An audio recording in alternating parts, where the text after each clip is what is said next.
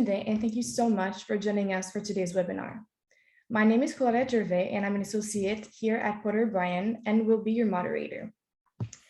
We are so excited to have you here for the discussion on the potential scenarios in the aftermath of the 2021 federal elections. Our speakers today are Porter Bryan's partners, Tim Porter and Jordan O'Brien. Tim Porter has 35 years of experience in media and public relations. A writer by trade, Tim has managed several departments and communications agencies over his career. He now specializes in strategy development and public affairs. Jordan O'Brien has led and advised the leaders of public and private organizations for 20 years. He employs his experience in assisting Porter Bryan's clients with management strategy, government affairs, market research, and media training. Throughout this webinar, our speakers will take time to answer questions, so feel free to submit your questions to the Q&A chat box on your screen. De plus, l'équipe de Porter Bryan est bilingue, donc n'hésitez pas à poser vos questions en français aussi, puis on va pouvoir les traduire. Cependant, ce webinaire sera présenté en anglais. I'll hand it over to you, Tim and Jordan. Thank you, Claudia, who joins us from our Montreal office. I'm very pleased to be here today with my partner, Tim Porter, also sometimes mixed up with Larry King. Tim's an accomplished journalist before he got into the PR game, and I'm a little nervous to be interviewed by a man of his caliber, and looking forward to discussing the election with him today and answering any questions that those of you in the audience might have. Well, I guess we are here today at September 20th, and it's election day, although I think more and more of us tend to vote early these days. But I guess we are here on election day, and we'll at least get some election results tonight. A friend of mine was saying last week, all this effort being put in, and we'll probably end up with the same constitution in the Parliament as we had before. So what do you think the likelihood of that to be, and what do you think will happen if we have another minority government going back in? Well, I think it's definitely the case that if the polls are to be believed, that's the most likely outcome. Liberals on top, but short of a majority. But we've seen polling errors as recently as last month in Nova Scotia with the surprise results. So you never know what's going to happen until the votes are counted. But really, there's three possible outcomes at the highest level. The government will stay the same, and we'll know that shortly. The government will change, and we'll know that shortly, or we won't know for quite some time, either because the mail-in ballots need to be counted, or because maybe there's a bit of a dead heat, and the parties will have to sort out who will support who. Do you think that the early voting affects the results? I mean, I guess a lot of emphasis is placed on the debates, which tend to be at the mid-range or toward the end of the election campaign, and we're always watching for anything that might occur in the final week. But if people are making up their minds before the final week and voting, what do you think that signals in terms of the type of outcome? Well, I think that's a huge factor, and it's something we don't really see captured. The pollsters ask whether or not you voted already, but they don't really report when people voted. And there's an expression I like: you can change your mind, but you can't change your vote. So once people have marked their ballot, doesn't matter what happens afterwards, their vote's locked in. And so you sometimes would see a scenario, and we've seen that in this election, where both parties have been up and down. And so, there's people have changed their minds over the course of this election, but if they voted early, it doesn't matter if they change their mind. Now, the pollsters try to correct for that because they ask people if they've already voted, and they don't ask them their vote intents, and they ask them how they voted. But it certainly makes a big difference how many people voted early, and if there was any kind of intervening event that changed a lot of minds, it's a little bit too late. We have a lot of clients that have interests in what governments are formed. What kind of questions are we fielding from our clients in the last few weeks. Well, one of the big questions we're getting is when can they get back to work on their government files? So some files carry on through, but a lot of files are held up in what's called this caretaker mode. So for the last 36 days, government decision-making has been frozen. And so a lot of clients are, wondering, okay, well, I've waited for 36 days. Can I get back to work tomorrow? And the answer really is it depends. If we know the result and it's a returned Liberal government, then the caretaker period might end quite quickly. Although we saw after the last election, Mr. Trudeau continued the caretaker period for 30 days, which is quite long, while he swore in a new cabinet. And if there's a change in government, then it will definitely continue. And if there's an inconclusive result, it will definitely continue. So government decision-making and government responsiveness to inquiries and questions and discussions is certainly at the top of the mind of many of our clients. And the answer to the question is it's probably not tomorrow. It might be in a few days if it's a return government. If the government changes, it's probably 14 days before the Conservatives would be sworn in, give or take. But then they may, freeze a lot of big decision making until they conduct some reviews, get their staff in place. And if it's an inconclusive result, like we saw in New Brunswick here 3 years ago, it was 6 weeks before the government changed, and the caretaker mode continued throughout that period. So if we do see a minority this evening, it could be quite some time as we see some of the other smaller parties negotiating with the two larger parties to form a government. Yeah, and so I think the big thing that you need to watch for is it's not so much whether or not it's a minority. It's a question of whether or not there's more than one contender within that minority to form the government. So like we saw in 2006 and in 2019 federally, it was very clear that Conservatives were going to form the government in 2006. Paul Martin conceded on election night. So there's no delay, even though there's a minority. Same with Trudeau in 2019. Andrew Scheer conceded on election night. There's no delay. Where you get the situation when there's two leaders that have a mathematical opportunity to form a government and they want to try. And we saw that in New Brunswick in 2018. We saw that in British Columbia in 2017. And one of the really interesting ones that's closer to what you're talking about, I think, Tim, is in the UK in 2010. The Conservatives won the most seats. Labour was second and the incumbent, but the Liberal Democrats, who people thought had more in common with Labour, were talking to both parties. And so there was a period of a week or two where it could have been a Labour Liberal Democrat government, or it could have been a Conservative Liberal Democrat government. Here, it's a little tougher. I don't think that you would see an NDP Conservative deal, but the Bloc might prop up either one of those parties, particularly as there's a lot of kinship between the Conservatives and the Bloc on letting provinces have more power and control over things. Well, certainly the NDP have been campaigning directly against the Liberal record, which I guess would lead some people to believe that maybe wouldn't be inclined to get in bed together after an election. But what do you think? Do you think they would be forgetting everything in the campaign and then negotiating a way to govern, and any of the bad things that they've said over the last month will just be forgot? Well, I mean, the biggest disadvantage that the Liberals have in a minority situation is that they're the incumbent. And so the Conservatives and the NDP have spent the last 6 years criticizing everything they've done, being frustrated by what they've done and not done. They share an ante-room lobby in the House of Commons where they can all gripe after question period together, and they would have a lot of common cause on just having been opposed to the government.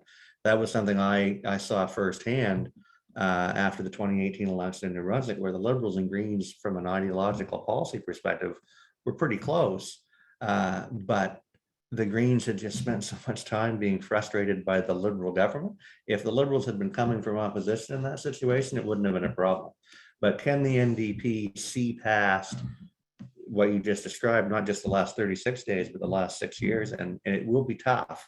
The disadvantage for the Conservatives in that scenario is there is a huge gap to bridge between the NDP and the Conservatives, but maybe the NDP would try to put them on a tight leash with some kind of a confidence and supply agreement where they would say, look, we only agree on these 5 things and that's what you're going to do for a year, and then try your luck. And if you lose the confidence, we'll go back to the polls.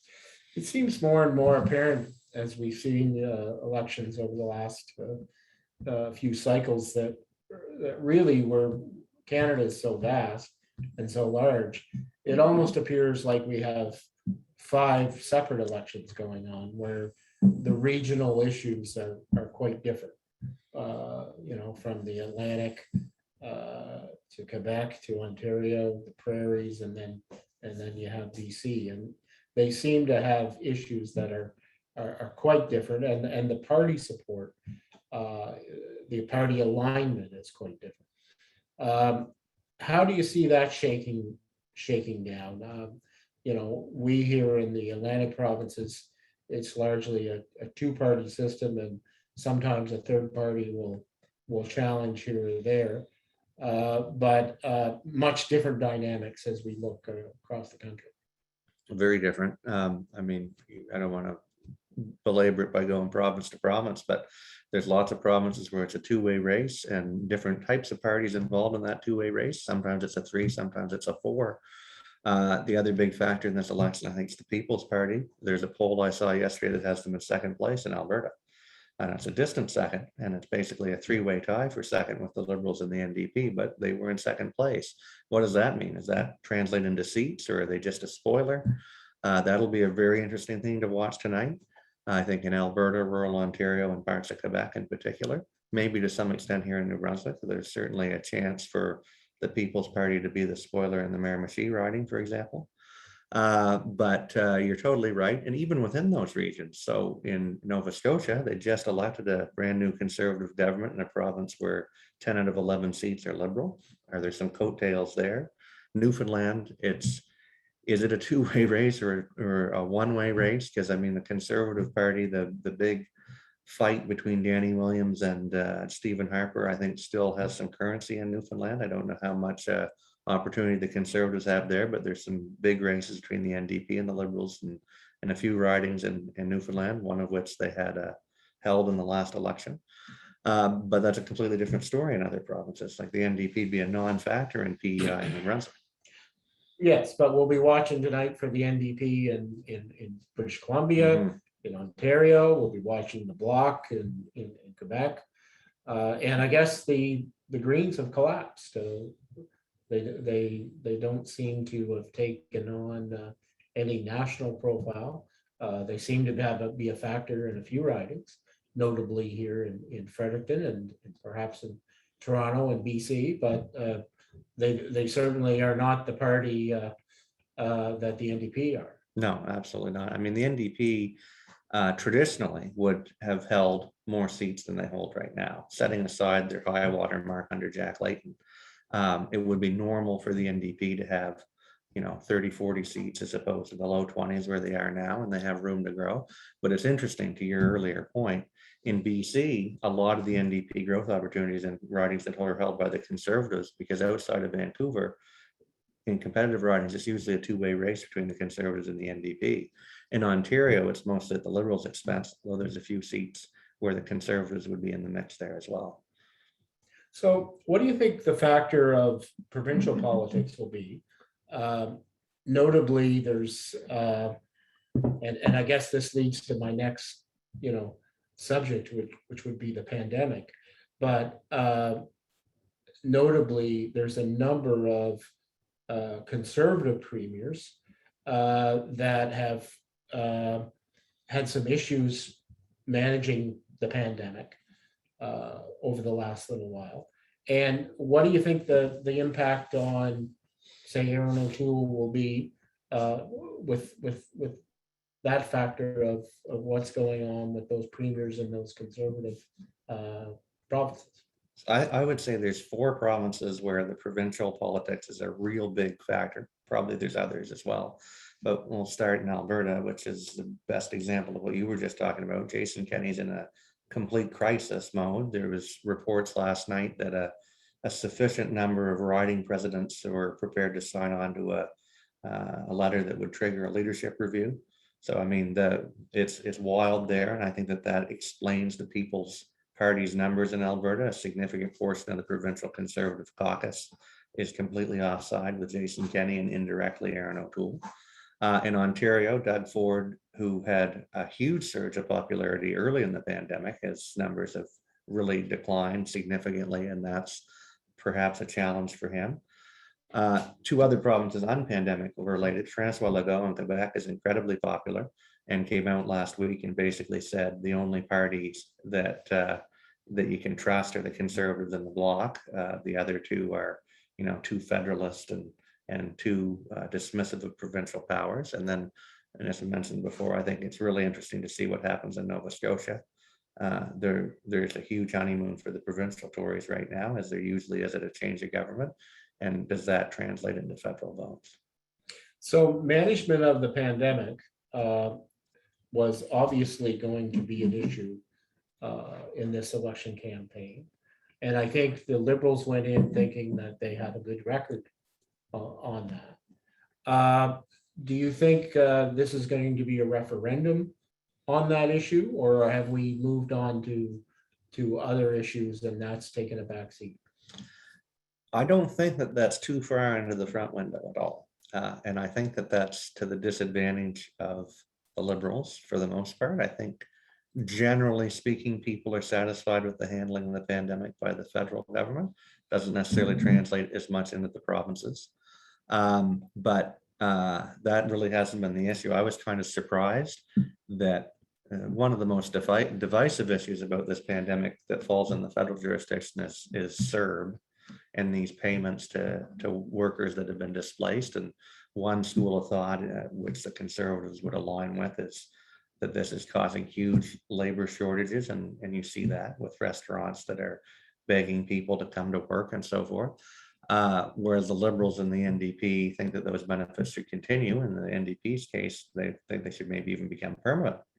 I don't know what the politics is on that, and whether, certainly small business people don't seem to be a big fan of CERB, but the general public, I think, probably are.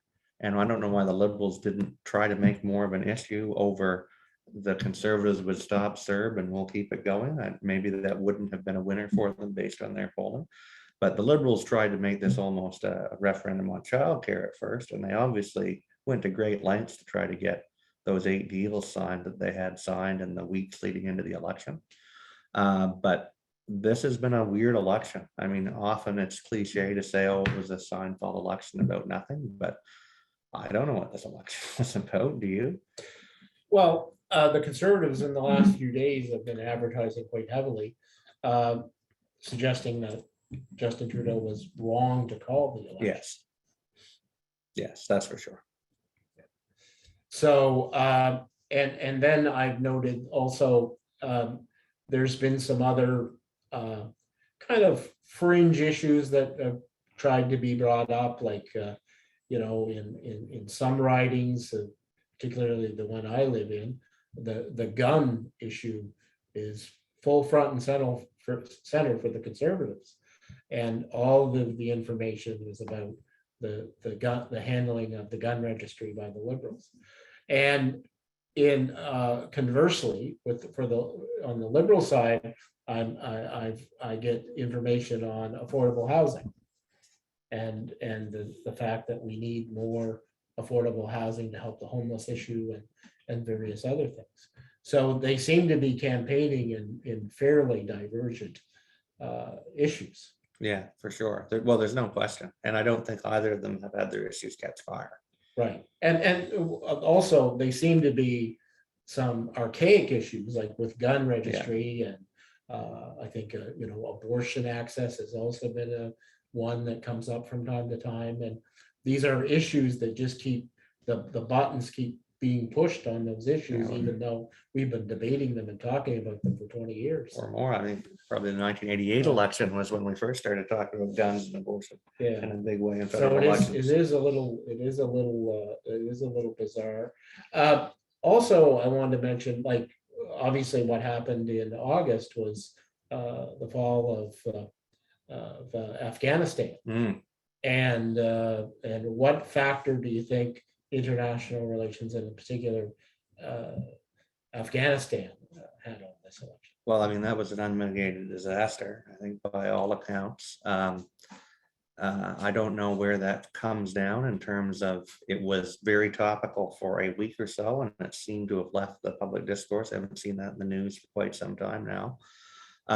It certainly speaks to competence, and that's a big problem for an incumbent government. Although I don't know how many people would have blamed Justin Trudeau for that. It's, you know, the Americans fumbled the ball there, and I don't think anybody else has the might to have picked that ball up. But it was certainly very difficult for Trudeau in the first week when you're trying to set the narrative and frame up the ballot question. I mean, his ministers were still having news conferences every day about Afghanistan, and that was the top story most days. So it's certainly, I don't know if that issue in and of itself is a big vote mover, certainly with probably veterans and serving military officers, it would be Yes. more so. I mean, a lot of people, a lot of lives were lost over there. And you have to ask a lot of questions about why were they over there if this was going to be the outcome in the end, but which is very sad. But I think, you know, just from a crass political perspective, the damage was more that Trudeau lost control of the narrative in what is one of the most important weeks, which is when you're first trying to frame it up at the beginning. So you're watching a webinar with Porter O'Brien and Mr. O'Brien and Mr. Porter here. And Claudia, we're going to check with you now. You've been checking the monitors to see if the fans have been writing in any questions as we've been talking. How are we making out, Claudia? Yes, so I have a question here from Kitty Dave from the Public Forums. And her question is, a number of MPs and ministers decided not to run again. If the government is returned with a similar minority, what impact will that have on the depth of their cabinet? Well, I think there's a pretty large caucus federally. It's a very different thing than in provincial politics, where often you'll see, you know, 2/3 or even 3/4 of the caucus in the cabinet, whereas federally it's a much smaller fraction. So there's a lot more of a farm team there, if you will. And of course, parties have always got star candidates they're hoping to bring in. But I think it will diminish the government's ability to hit the ground running if they're reelected, for sure, because there'll be a lot of people that will need to get up to speed. But I think that there's enough of a backbench there that they won't have too much trouble filling those vacancies. Beautiful. Thank you so much for answering. And also I want to remind everyone that they can submit their questions via the Q&A functions down below. Thank you. Sounds like some questions might be coming in right now. So Tim, you mentioned a little bit about New Brunswick Southwest, which is the riding you live in. For those of you not familiar with the Fredericton area, we have a strange confluence of ridings here. The city is partially in the riding of Dovic-Mactaquac, mostly in the riding of Fredericton, but some of our immediate suburbs are in the riding of New Brunswick Southwest, and some of our more outer suburbs are in the ridings of Miramichi, Grand Lake, and even Fundy Royal. So we kind of have a little taste of all the ridings around here. The only races of those that are likely to be competitive are Fredericton and Miramichi, Grand Lake. Any hot takes on any of those 5 ridings, Tim? Well, I certainly think that you know, we're going to be watching Fredericton quite closely. It's a 3-way race, and all 3 parties, basically the Greens, the Liberals, and the Conservatives, they all have bases around a third, give or take, and it's just a matter of which party has the greater third, and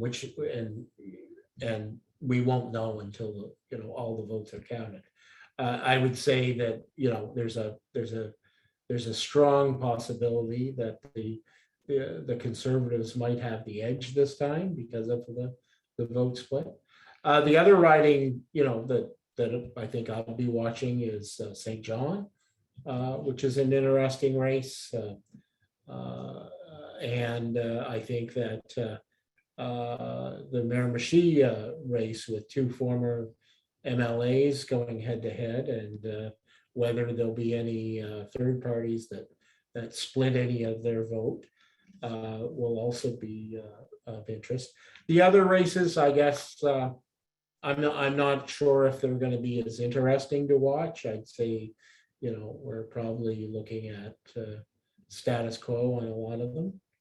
So another thing that is interesting to me, kind of back to the earlier part, is I was involved in a Twitter conversation about this yesterday with a couple of people actually, and it's what if the only possible combination of parties that could actually form a majority, and it's mathematically possible for this to happen, is the Liberals and the Conservatives.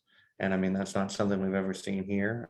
I guess we did see it in BC almost 100 years ago, but for a grand coalition or a unity government of the two big parties, could that ever happen in Canada? I would say most likely not. And I think that would lead to what you referred to earlier as the prolonged result, which would probably be a month of wrangling Mhm. of either other third parties, or if there's any floor crossers, or I would say that would be the more likely outcome as opposed to a grand coalition. Yeah, I think I would tend to agree with you. It's interesting to see if Israeli politics, they had 4 elections in 2 years, because the first 3 came to these continued inconclusive results where the only possible outcome was a grand coalition.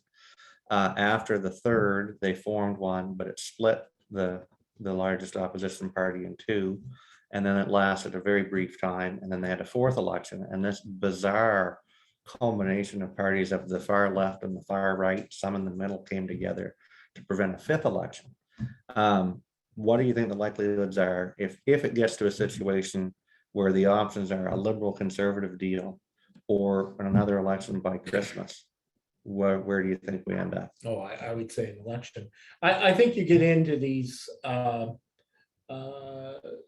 more likely for these negotiated arrangements when we have experience with minority over a long period of time, or perhaps we have a further splintering of the parties. So you have a number of parties that force these negotiations, but largely these types of negotiations are fairly foreign to us. We do have a parliamentary system, but we're also very American in our approach. So it's kind of a foreign really idea. is.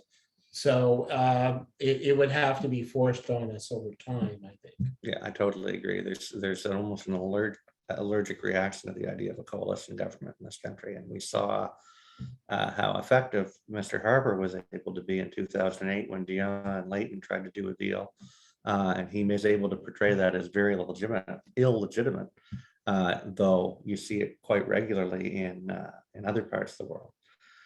Claudia, do you have any more questions from the audience? Yes, I do. The fans. The fans, that's right. Discussion is, if a conservative government is created, what would a longer transition period mean for dealing with the very real challenges of COVID-19? I think that's a very big question, because the Conservatives haven't necessarily proposed a big alternative to the existing rules. They would, I think, maybe be a little less hard on vaccine mandates, but most of the vaccine mandates are in the provincial jurisdiction anyway. Would they discontinue some of the financial benefits that are in place? I think we would have a very uncertain time in that area, because you'd have, first of all, probably at least 2 weeks before they ever actually sworn into office.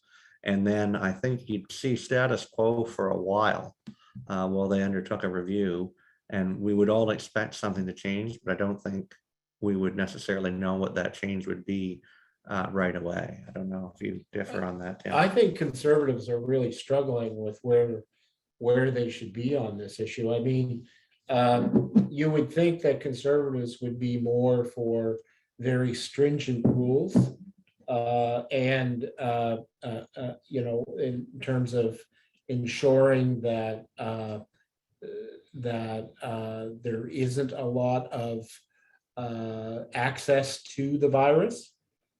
However, what we see playing out is that Conservatives are going hand in hand with the freedom and open government and not as restrictive, and so it is very much something that they're struggling with, I think, intellectually on where they should fall. Well, and there's a Because a lot of times the older set that tend to support the Conservatives, they're the people at home following the rules, following what's going on, and they like the fact that we have rules, but then we see conservative governments in the provinces just opening everything up and it's a free-for-all. Well, it's a bit of a hodgepodge though, right? So you've got those three conservative governments in the prairies that have been very much as you described. But Ontario has been back and forth, but fairly strict. And then we've Well, got, they've had to. they've force had to these. be, yeah, that's true. And then in the Maritimes, we've got three conservative governments. And although New Brunswick's been a little less strict than the other two, they've been fairly strict. And I wonder how much of this is some of these conservative governments are very dependent on a populist base, or another populist party that might be competing with them for votes, and others, like, there's no populist party really in play, and that's probably a big factor in that. And federally, they're certainly in a huge competition with a populist party. Yes. Anyone else? Any other ones, Claudia? Yes, so this is a question about a subject that you talked about earlier, and it is about how important is it for your provincial government to be aligned with the federal government, and how important is it for your local MP to be part of a governing party in Ottawa? Well, I guess this comes back to, what we thought might be an issue in this campaign, and that would be post-pandemic and the economic recovery and that sort of thing. And which party would be best to manage that, So you have maybe what's assumed is that if you have two parties, two parties in the province and federally, if they're of the same stripe, then they work better together. But really, governments are forced to work together no matter what. I mean, here in New Brunswick, we've seen Dominic LeBlanc working with the provincial government, the Tory provincial government. Yeah, I agree. I think that the provincial to federal government interplay isn't that important. It's almost more about personalities. I mean, Trudeau signed 8 deals on childcare on pretty short notice, and those were with Liberal, Tory, and NDP governments, and I assume there was a deal with Quebec, so that would be with the Kakis government as well. And there was great collaboration between Jean Chrétien and Bernard Lord here in New Brunswick, but it was just brutal between Paul Martin and Bernard Lord. And so what was the difference there? I think it was all came down to personality. On the issue of the local MP, I think that's a little bit different. It is, federal government isn't quite as parochial as provincial government, but it does matter. If you're sitting in the caucus room with the minister that you need to talk to, it's pretty easy to pigeonhole him or her and push your issue. Whereas if you're on the other side of the house and you never have any one-on-one interaction, it's sometimes hard to push a file. And certainly that was the whole rationale that Jenica Atwin gave for crossing the floor. So she obviously felt that way.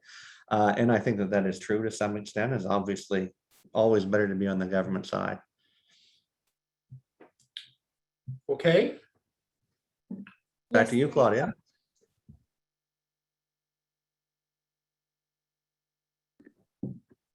Those were the last questions for Okay, now. Perfect. Well, thanks everyone for tuning in, and thank you, Claudia, for hosting us today. And please do give us a call if you would like to have further discussion on some of these issues. Yeah, absolutely. Our website's porterobrien.com. You can check that out. Find Tim and I's cell phone numbers right on the website, or our general line is 506-300-0603. Thank you all very much. Have a great day. And if you haven't voted, get to the polls before they close. Thank you, Tim and Jordan, and thank you everyone for being with us today. Everyone at Porter O'Brien hopes you have a great rest of your day, and we look forward to seeing the election results. Thank you.